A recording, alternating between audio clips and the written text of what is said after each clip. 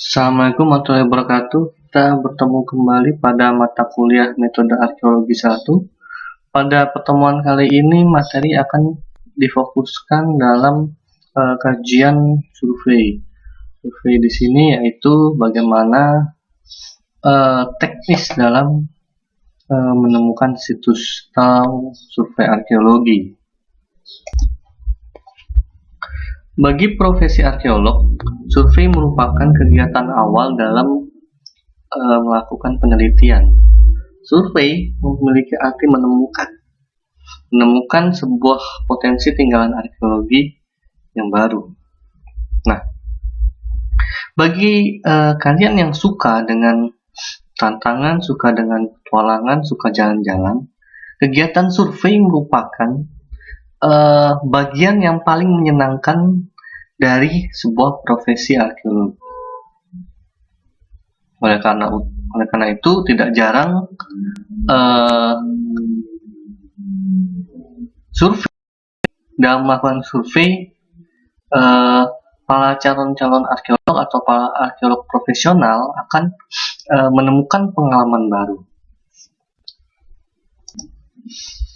Tetapi tidak lupa bahwa seorang arkeolog ini selain hanya berkeliling menemukan situs, ada juga tugas utamanya yaitu merekam lokasi situs tersebut. Nah, dalam survei arkeologi, tugas arkeolog tersebut terangkum dalam bagian menemukan dan merekam lokasi situs. Artinya, sebagai seorang arkeolog, kalian tidak hanya datang ke situs kemudian pergi, tetapi datang ke situs, merekam, mendokumentasikan, menitik lokasi, plotting lokasi. Nah, dasar dari apa yang kalian dapatkan di survei inilah yang nantinya bisa digunakan dalam penelitian-penelitian selanjutnya. Nah, kenapa arkeolog ini harus melakukan survei? Karena perlu disadari bahwa beberapa situs itu tidak pernah hilang.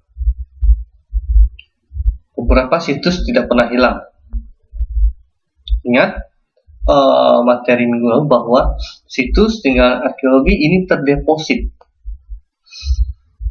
Bahkan beberapa selalu terwariskan dari generasi ke generasi. Artinya situs tersebut akan selalu hidup. Pertanyaannya adalah bagaimana kita seorang arkeolog menemukan situs tersebut? Karena situs tersebut masih terdeposit pada konteks arkeologinya. Pada saat kita menemukan situs, kita merekam situs, dan bahkan kita menemukan membawa situs tersebut dari konteks yang baru, maka itu masuk ke dalam konteks sistemik 2.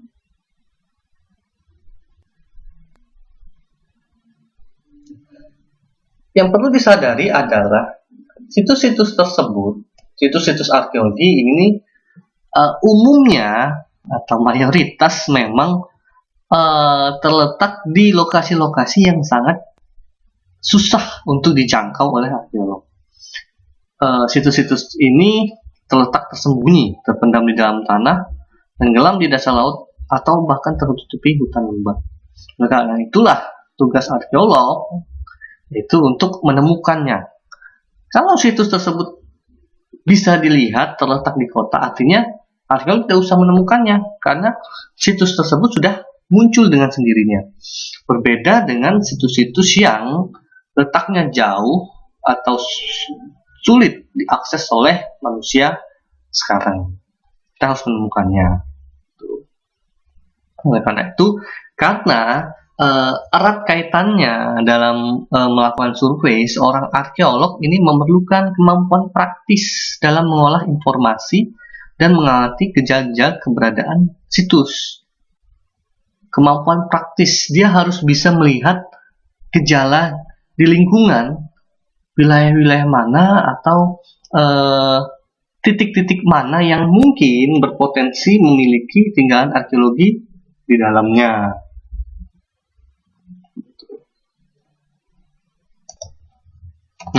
Karena arkeolog ini merupakan sebuah profesi profesional, maka seorang arkeolog dalam melakukan survei arkeologi membutuhkan metode atau sistematis.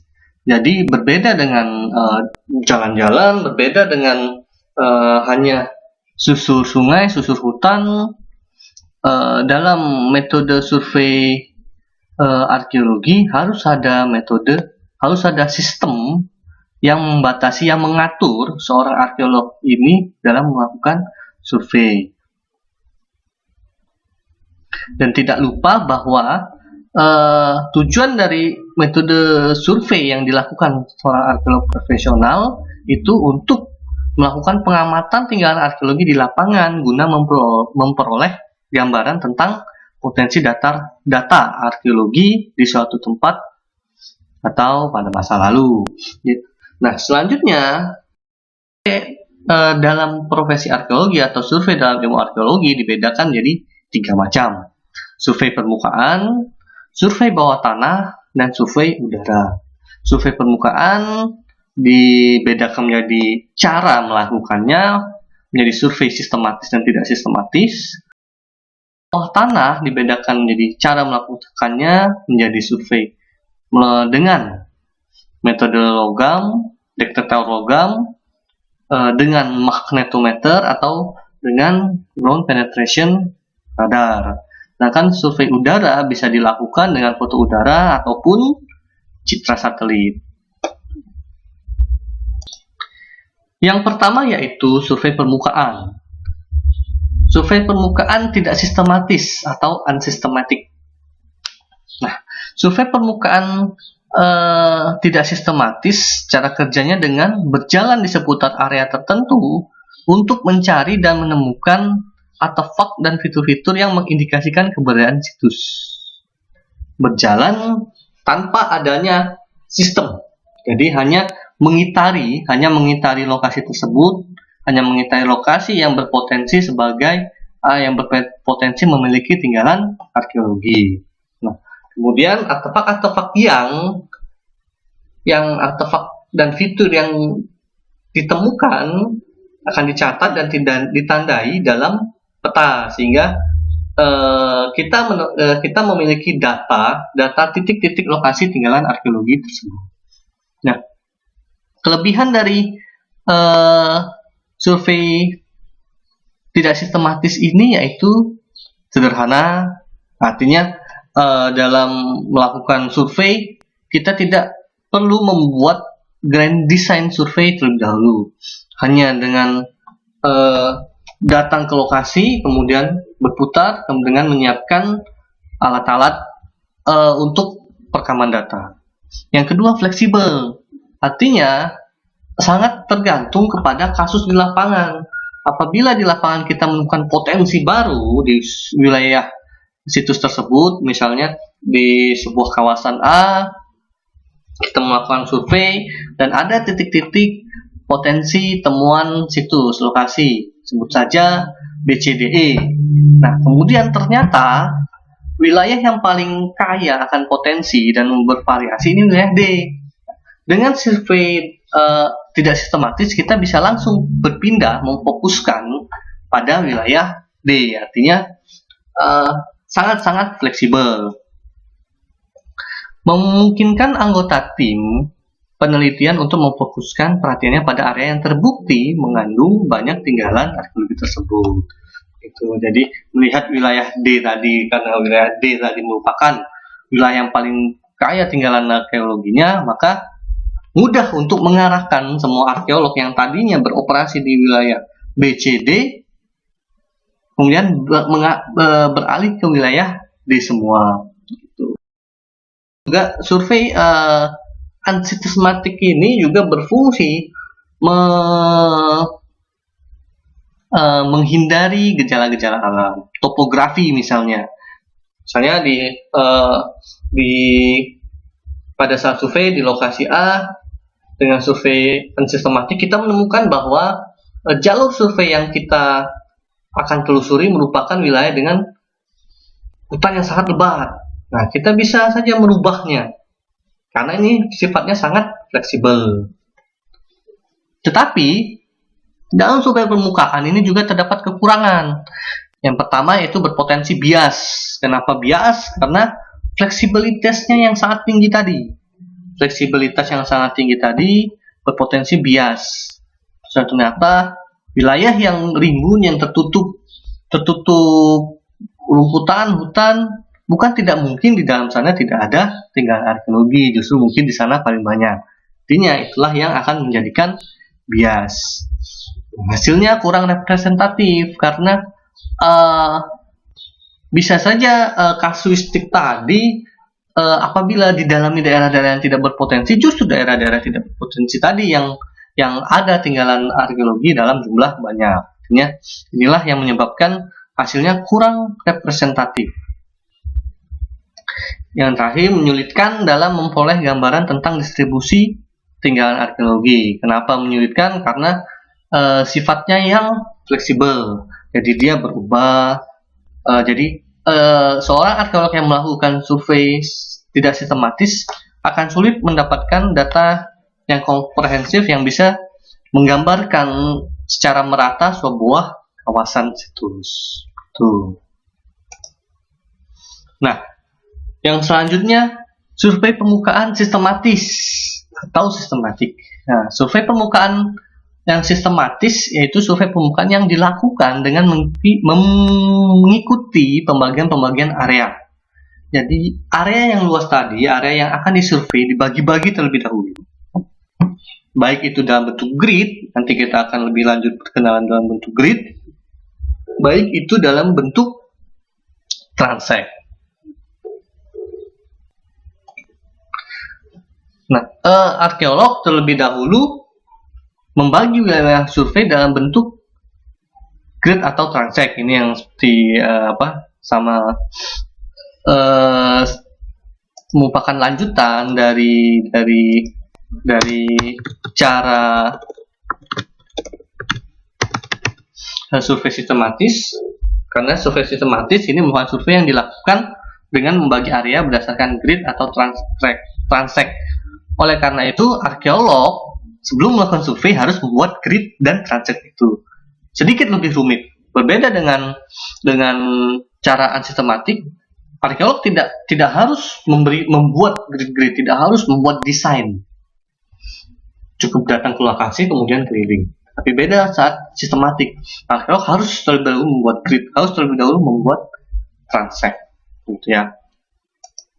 Kelebihannya terhindar dari bias karena semua wilayah survei dapat terekam dengan baik. Artinya apa? Artinya pada saat melakukan survei dengan sistematis, semua daerah diperlakukan secara sama. Jadi tidak ada pilih kasih antara bagian wilayah survei yang kaya akan tinggalan arkeologi dengan bagian yang minim tinggalan arkeologi, karena kedua bagian ini terdapat dalam desain survei tersebut. Tuh. Memudahkan dalam menandai lokasi temuan di peta. Kenapa mudah? Karena sudah dibuat grid-grid terlebih dahulu. Bermanfaat untuk penelitian area luas dan jangka panjang. Artinya, penelitian yang akan dilakukan berkelanjutan tentu ini bermanfaat karena sudah ada pondasi di awal, sudah ada pondasi survei di awal. Bayangkan apabila kita survei unsistematik, semua kita plotting, 5 tahun kemudian ada peneliti yang datang melakukan hal yang sama, survei unsistematik, dan oke, kita lanjutkan. Maaf tadi terputus karena bertepatan dengan waktu zuhur. Saya ulangi lagi mulai dari yang kelebihan tadi. Jadi kelebihannya terhindar dari bias, itu sudah saya sampaikan. Memudahkan dalam menandai lokasi temuan dalam peta, itu juga sudah saya sampaikan tadi. Bermanfaat untuk penelitian jangka panjang. Nah, ini yang kita tadi terputus di sini. Bermanfaat penelitian jangka panjang ini maksudnya adalah bayangkan bahwa sebuah penelitian dilakukan dengan cara survei tidak sistematis. 5 tahun kemudian datang peneliti baru melakukan penelitian tersebut dengan tidak sistematis tersebut, tidak sistematis lagi. Artinya apa? Artinya ada kemungkinan kerja yang dilakukan berulang-ulang. Tentunya kerja yang dilakukan berulang-ulang ini kan akan membuang waktu, pikiran, dan biaya. Berbeda dengan survei permukaan apabila areanya luas, meliputi kawasan. Nah, pada tahun pertama bisa dilakukan survei di area gua A. Pada tahun kedua dilakukan survei area gua B. Ketiga area gua C, dan seterusnya. Artinya, kita sudah bisa membayangkan satu kawasan ini akan selesai dalam jangka waktu berapa lama. Dan tidak ada pekerjaan yang dilakukan berulang-ulang. Nah, itulah kelebihannya dari survei yang dilakukan secara sistematis. Tentunya terdapat juga kekurangan. Survei yang dilakukan secara sistematis ini akan memerlukan waktu yang tidak sedikit, karena biasanya diterapkan pada kawasan-kawasan yang luas, pada penelitian-penelitian sifatnya berkesinambungan, artinya waktu yang tidak sedikit, dan juga memerlukan banyak anggota, artinya anggotanya dapat berubah-ubah, karena cover wilayahnya ini yang harus disurvei semuanya, tidak ada wilayah yang dianaktirikan. Oleh karena itu butuh anggota yang banyak. Nah, berikut pola jalur survei sistematis. Artinya yang pertama yang di sebelah kiri ini adalah jalur survei dengan metode transect. Yang kedua, survei sistematik dengan metode grid. Dapat dilihat perbedaannya. Pada metode transect, wilayah situs ini dibuat jalur-jalur yang jalur-jalur tegak lurus. Nah, di jalur-jalur tegak lurus inilah akan dilakukan survei secara bertahap. Misalnya mulai dari kiri, terus kanan, terus dan selanjutnya. Nah, jalur-jalur ini bisa saja dibuat dengan jarak jalur 1 misalnya 5 meter, jalur 2 10 sampai 5 sampai jalur 1 0 sampai 5 meter, jalur 2 5 sampai 10 meter, jalur 3 10 sampai 15, dan kemudian arkeolog berjajar dan menyusuri jalur-jalur tersebut. Itu metode transect berdasarkan jalur-jalur. Yang kedua yaitu dengan grid, artinya dibuat kotak-kotak. Jadi wilayah situs tadi kita buat kotak-kotak, kita buat grid-grid selebar misalnya 5 x 5 cm. Jadi dibuat cara membuat grid, ditentukan dulu titik nolnya di mana, misalnya di sini titik 0, kemudian 0 sampai 5 meter dibuat garis ke atas, 0 sampai 5 meter vertikal dibuat garis ke atas, ini dibuat garis horizontal. Nah, grid A 1 0,5 kali 0,5 tidak ada. Grid B 0,5 5 10 0,5 tidak ada. Berarti baru ada di grid ke 1 2 3 4. Lalu ada di grid keempat. Nah, begitu cara membuat gridnya. Nah, saya akan berikan salah satu contoh pembuatan grid untuk melakukan survei permukaan. Berikut contoh singkat bagaimana cara pembuatan grid untuk melakukan penelitian. Nah, misalnya saya ambil contoh peta, tetapi perbedaannya adalah peta yang nantinya kalian gunakan ini adalah peta situs. Nah, di sini saya ambil saja peta kota Kendari karena ini merupakan yang ada di device yang saya gunakan saat ini, hanya ada peta kota Kendari. Pertama ini kita harus membuat sumbu.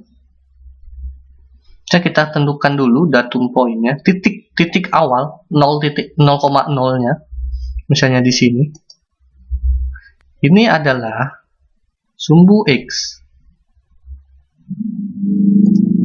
Nah, kita tuliskan saja, misalnya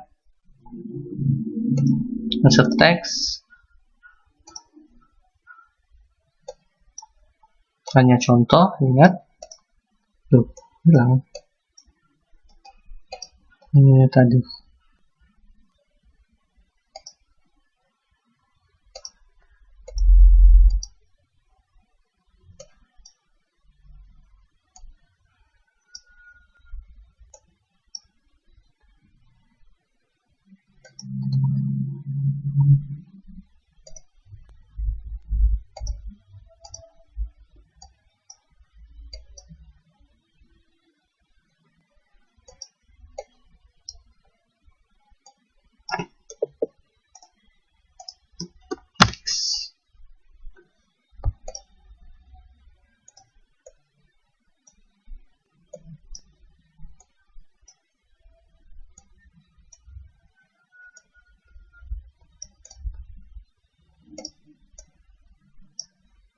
Pindahkan saja ke atas daripada turun naik gambarnya. Tadi sepertinya hilang. Insert tadi.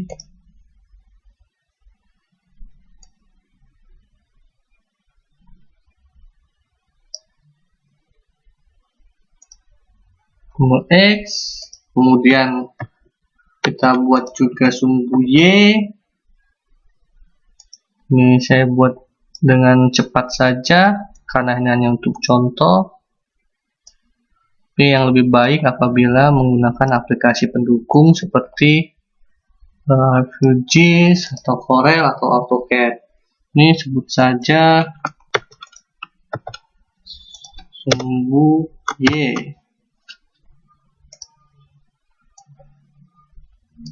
Nah, kemudian kita beri grid. Insert tadi shape.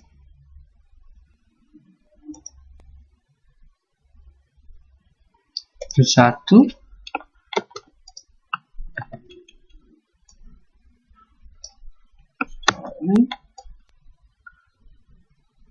Anggap saja ini grid 2. Anggap saja sama jaraknya.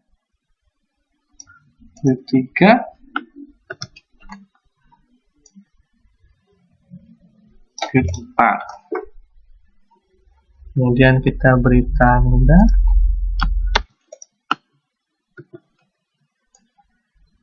Ini 1. Ini 2. Ini 3.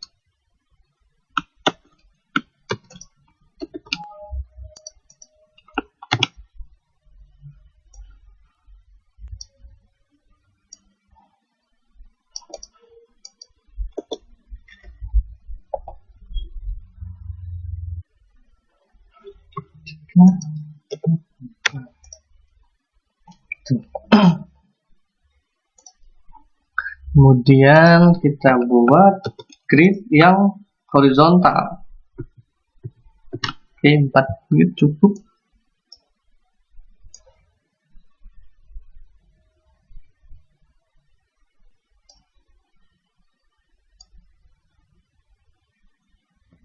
Anggap saja sama.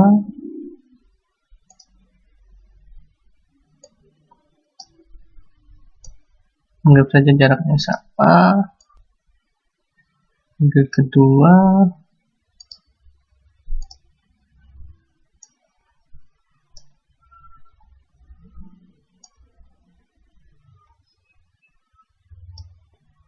Ketiga.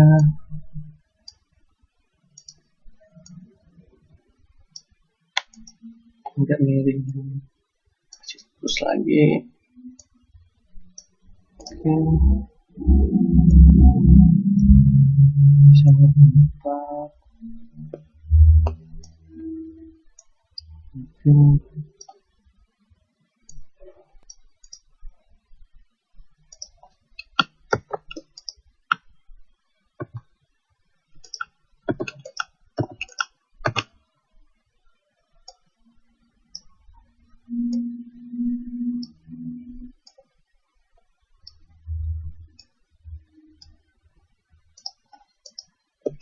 Dua, 3, 4. Grid yang pertama, misalnya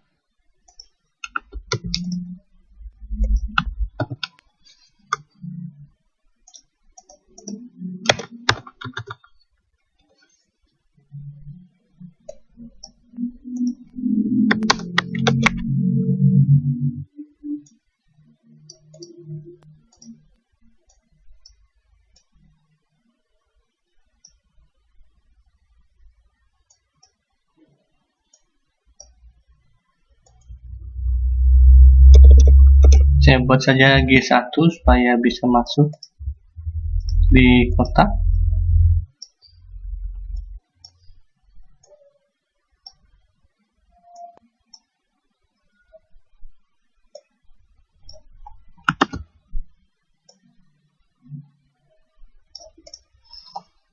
Ini seperti ini. Ini merupakan model grid.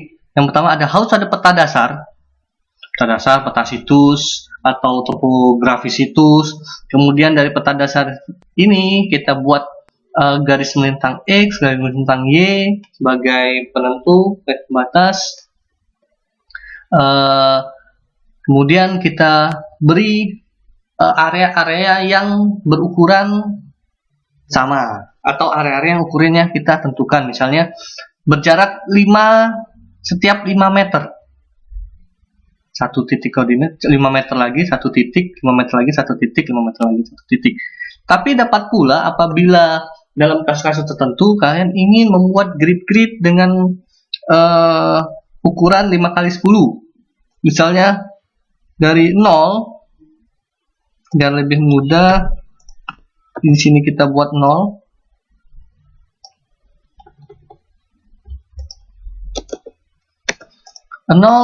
Ke 1 ke X1 ini 5, 0 ke Y1 ini 10, tidak masalah. Asal kalian punya argumen yang tepat gitu untuk menentukan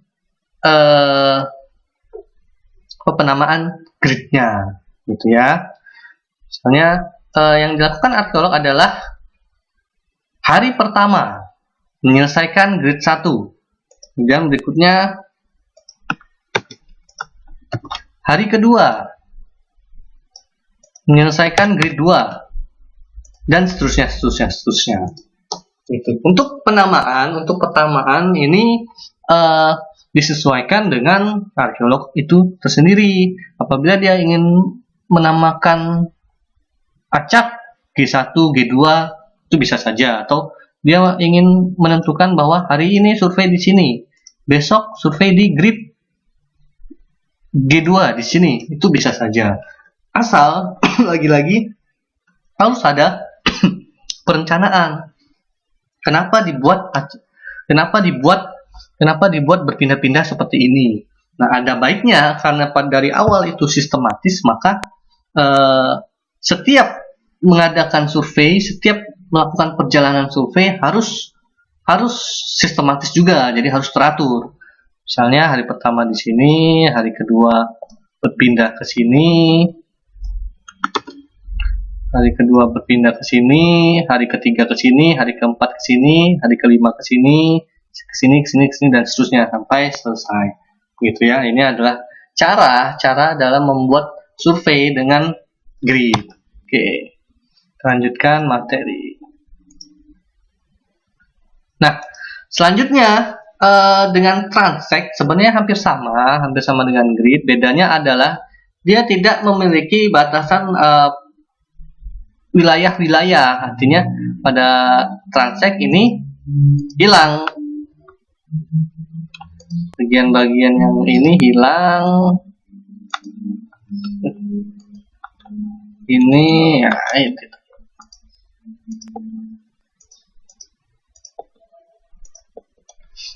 Nah, kita punya peta, kita buat jalur G1, kemudian kita lakukan survei searah dengan jalur tersebut. Itu transect. Gitu ya.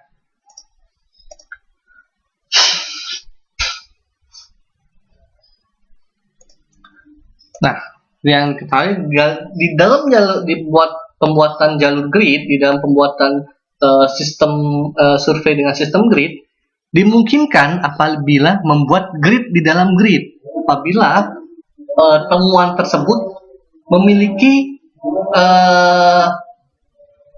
potensi yang cukup banyak, memiliki potensi yang cukup padat. Misalnya grid G1.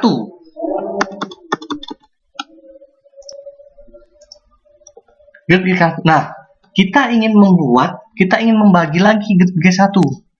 Artinya itu dimungkinkan.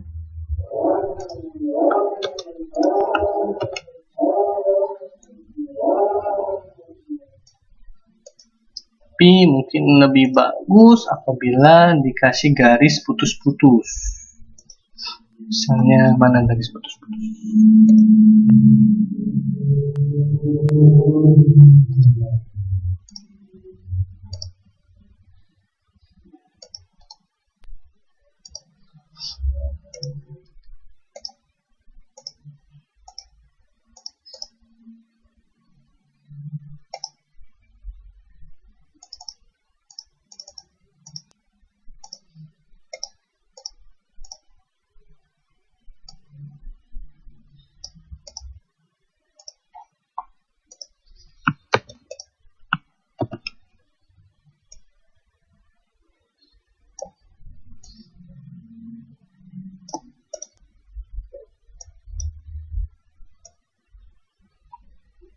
Ini grid G1.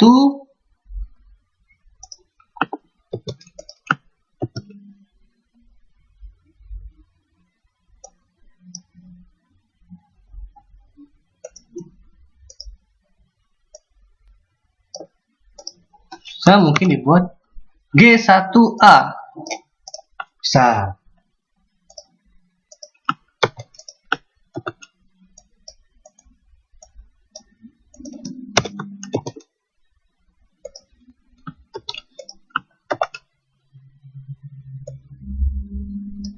Untuk contoh saja, tapi ini grid G1B. Artinya membuat pewilayahan di dalam wilayah. Grid G dibuat lebih kecil lagi, grid G1. Misalnya ini grid G. Ini G1, G2, G3, G4, G5 dan seterusnya gitu ya. Nah, untuk transek sebenarnya transek dibuat untuk mengadaptasi bentuk toponim. Artinya transek tidak harus dibuat berjalan lurus, tetapi yang penting ada mengikuti jalur. Misalnya pada wilayah peta ini dapat terlihat ada jalur sungai, ada jalur das dari daerah aliran sungai dan sungai. Nah, mungkin di das yang agak landai ini dibuat 3 orang dengan sedemikian rupa, tetapi pada daerah-daerah yang padat, yang tingkat kemenangan tinggi, ini jaraknya bisa dimanipulasi gitu ya. Jadi untuk transek ini sangat tergantung dari kondisi toponim. Bayangkan apabila dalam transek kita harus mensurvei situs lurus, jalan lurus ke depan, di depan ada sungai, di depan ada sungai yang dalam, pas lurusan dengan kita. Ini kan kita tidak bisa lewat.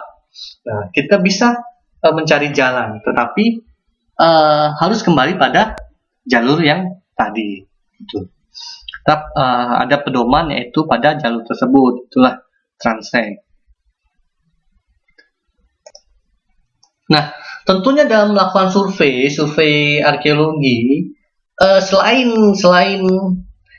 melakukan penitikan lokasi pada tinggal-tinggal arkeologi, tentunya ada kalanya arkeolog harus mengambil sampel untuk penelitian lanjutan.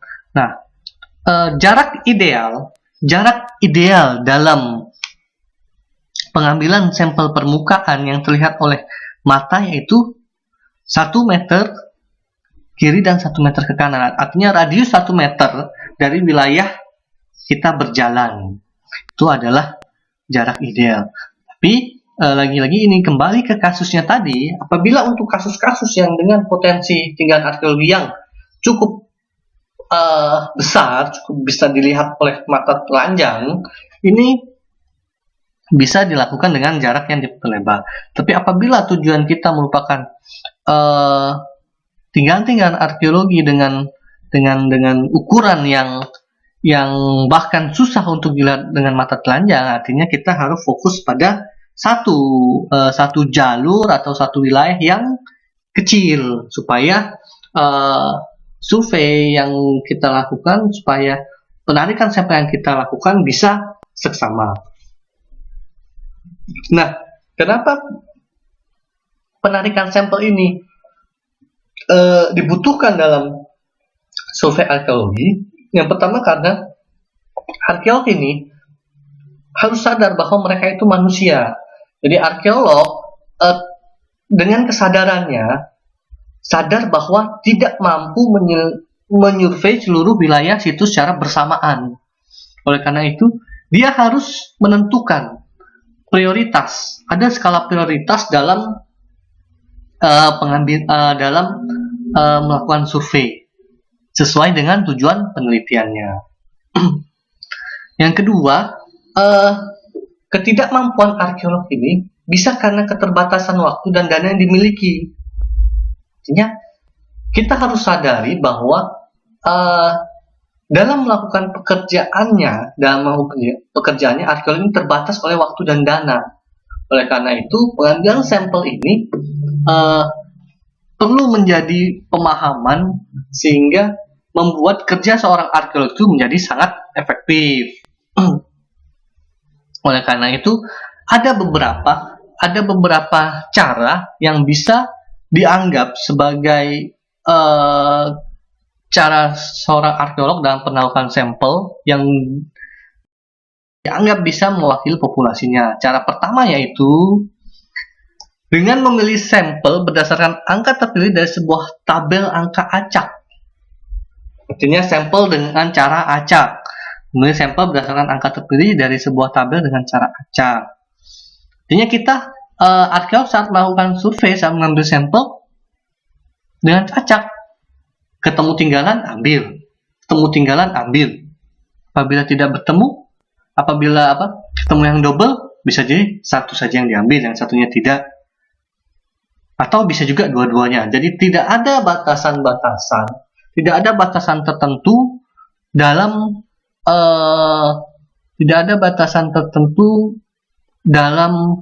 yang membatasi arkeolog mengambil sampel. Itu cara pertama, acak. Yang kedua, memilih secara acak, tetapi dengan memperhatikan kriteria situs. Nah, itu tadi yaitu pemilihan sampel berdasarkan angka terpilih secara acak. Misalnya kita setiap temu ya ambil saja. Nah, yang kedua yaitu memilih sampel secara acak tetapi dengan memperhatikan kriteria wilayah situs. Misalnya di wilayah situs terdapat sungai, lembah, perbukitan. Nah, kita mengambil secara acak di sungai, di lembah, dan perbukitan. Artinya, sudah ada pembagian wilayah, tetapi kita ambil di setiap pembagian wilayah secara acak. Artinya apa? Artinya supaya setiap wilayah yang kita ambil sampelnya itu terwakili. Jadi tidak ada wilayah atau tidak ada toponim kenampakan situs yang tidak diwakili. Nah, kemudian yang berikutnya yaitu memilih dengan memperhatikan keteraturan pola antar sampel. Artinya memang dari awal diatur sampel-sampel apa saja yang akan diambil.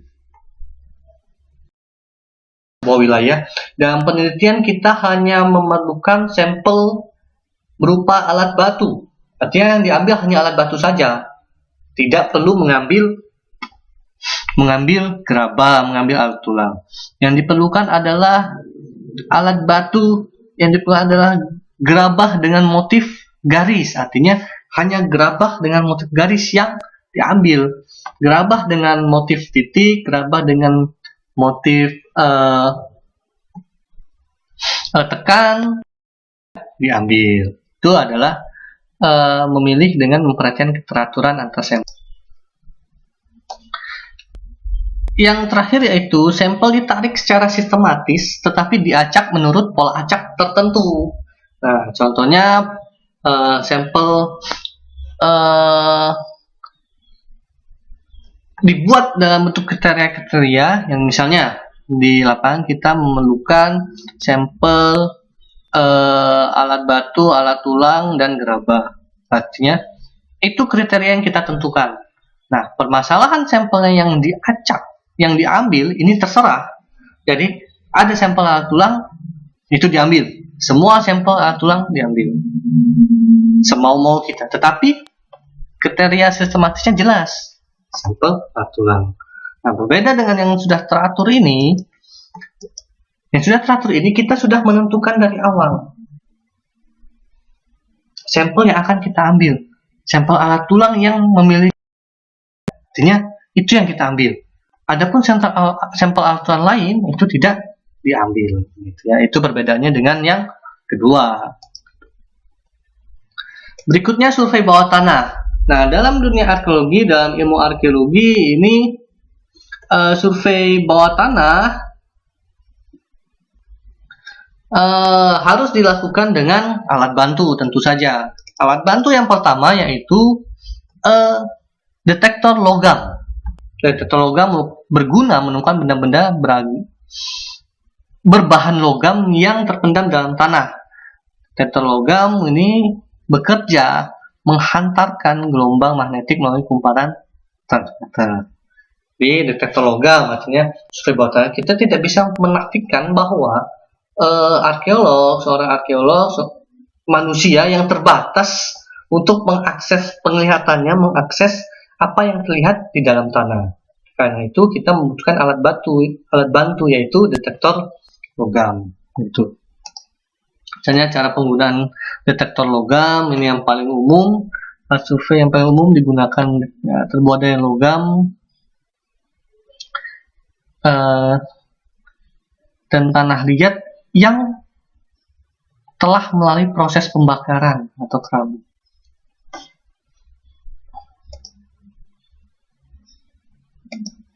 Yang kedua, magnetometer. Kalau yang di atas ini detektor logam, hanya khusus untuk logam. Yang kedua ini magnetometer. Sebentar, ini sepertinya tertutup tulisannya. Tulisannya tertutup ternyata.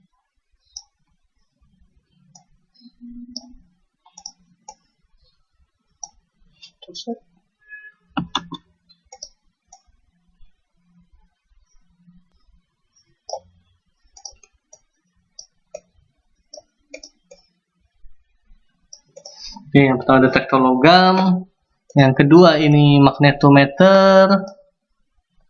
Magnetometer bedanya dengan detektor logam, magnetometer juga dapat mendeteksi antara logam dan juga tanah liat yang dibakar. Itu bedanya. Nah, yang lebih canggih lagi yaitu memakai radar. Memakai radar, memakai geolistrik, ini bisa menampakkan tidak hanya logam, bata, tetapi juga susunan batuan yang ada di dalam tanah. Gitu ya. Selanjutnya survei udara. Survei udara ini dilakukan tentu saja dengan bantuan. Misalnya yang paling mudah yaitu foto udara.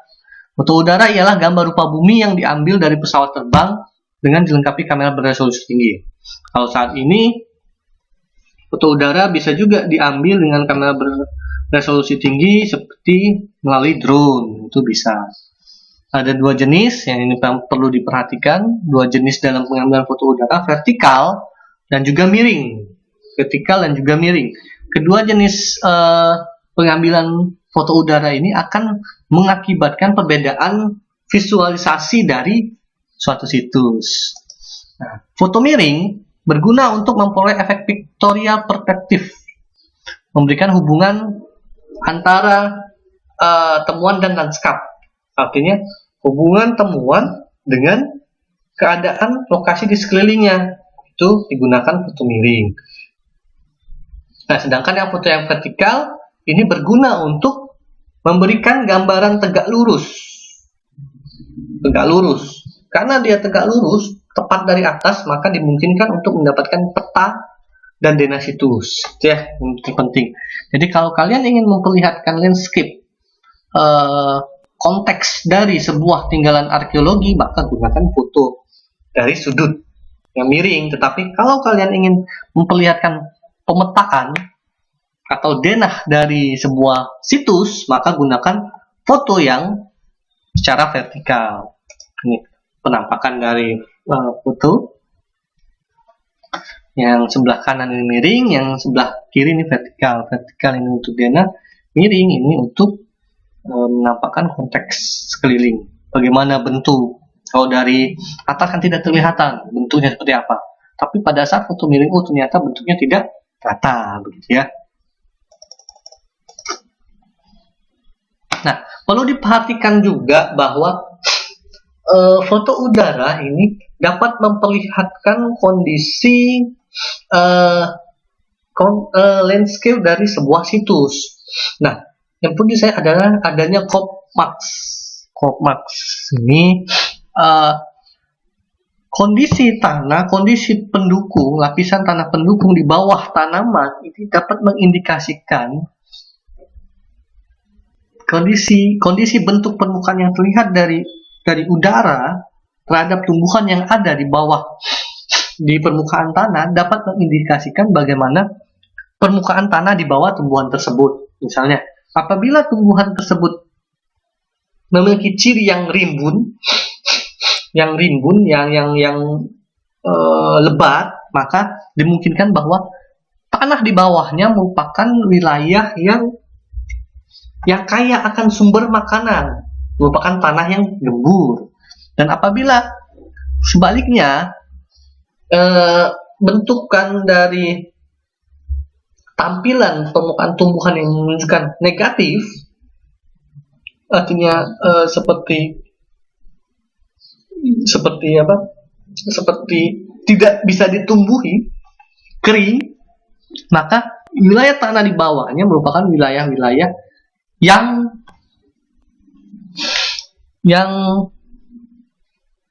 terdiri dari batuan keras. Jadi ada dua, positif crop mark dan negatif. Positif ini yang memperlihatkan bahwa wilayah itu sedikit lebih menonjol, sedikit lebih rimbun. Negatif sedikit lebih ceku atau sedikit memiliki tidak tumbuh secara baik. Misalnya seperti contohkan, ini adalah contoh dari crop marks. Nah, wilayah yang rimbun ini merupakan wilayah yang terdiri parit, kemudian wilayah di tengah ini wilayah yang sedikit ini merupakan bagian dari penangkal parit. Jadi ini akan bisa kita temukan juga apabila kita melihat foto udara, misalnya paling contoh foto udara di daerah Lanut, bagian-bagian yang memiliki titik lokasi bunker merupakan bagian-bagian yang umumnya memiliki rimbunan yang lebih tinggi daripada bagian sekitarnya, ya. Yang terakhir yaitu citra satelit. Tentunya di zaman modern saat ini, citra satelit ini sudah sangat mudah diakses, paling mudah ini lewat aplikasi Google Earth. Ini resolusi yang dihadirkan sudah cukup baik. Ini salah satu resolusi yang dihadirkan dan sangat cocok untuk membuat pemetaan dalam skala perkotaan. Jadi misalnya kayak melakukan penelitian terhadap sebaran atau kota-kota kolonial yang ada di Sulawesi Tenggara, sebut saja Kendari atau Kolaka, dapat dibuat pemetaannya pada saat ini dengan menggunakan Google. Nah, apabila diurutkan, maka dalam perekaman data, alur survei arkeologi, rekaman data dan alur survei arkeologi ini dapat diurutkan bahwa yang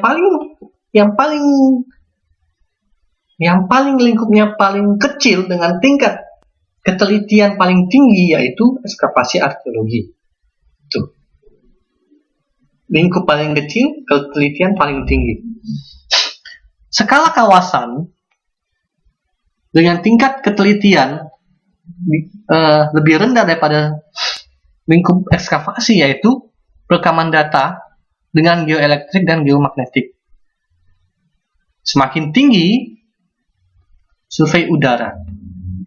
Survei udara merupakan cakupan wilayah perekaman data yang sangat luas, tetapi memiliki tingkat akurasi yang rendah. Gitu. Jadi kalau bisa diurutkan seperti ini. Oke. Saya kira sekian untuk materi hari ini. Terima kasih. Assalamualaikum warahmatullahi wabarakatuh. Apabila ada pertanyaan, diskusi dapat disampaikan pada kolom komentar. Terima kasih.